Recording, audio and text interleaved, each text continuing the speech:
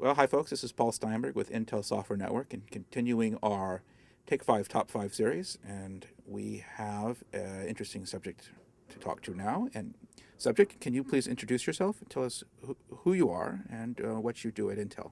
Hi, my name is Kevin Pirkl, and I work for the Intel Software Network as a web developer and software engineer. And I write web pages in ASP.NET and PHP, and also provide single sign-on solutions and localization support and basic infrastructure support for all web offerings.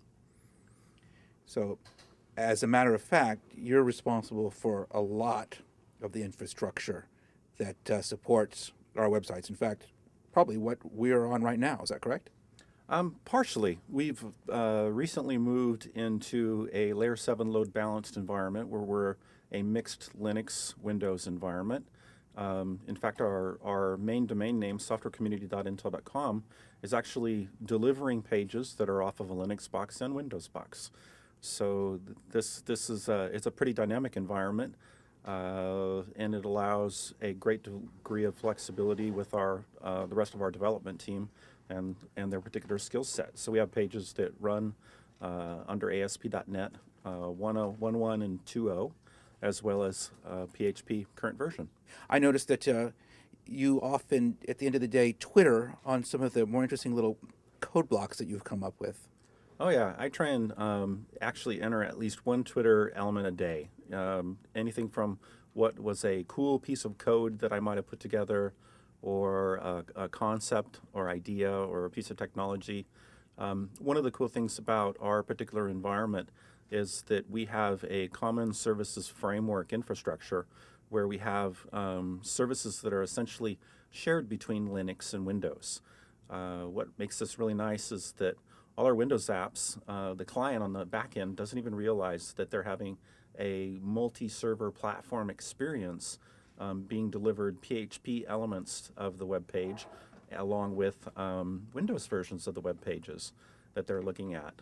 So some of our common services frameworks are elements like the pop-ups that handle the quick login portions, which is our single sign-on solution that integrates with Intel's CPM APIs and the NGIP platform, all the way down to common elements, page elements like the headers and footers.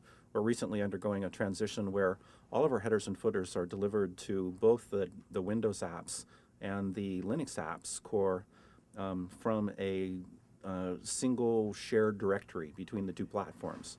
And it's a nice, elegant way to build these services and to make them platform agnostic. We can literally go from having something being delivered from Windows one day to having it delivered from PHP the very next, and the end user doesn't notice any difference whatsoever.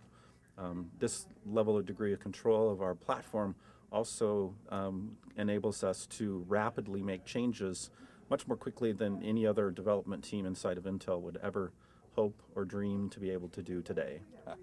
So, if folks wanted to follow some of your code of the day on Twitter, what Twitter name should they be following? I'm Twitter of source code.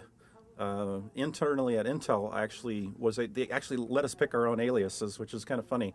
And so I put Zombie Bob, which was it's pretty funny when you call attack and they go, "Hello," and then there's a quick little pause, and they go Zombie Bob because they always try and call you by your name that you put in there, and they never expected anybody to use it in that kind of fashion. So it's actually quite hilarious.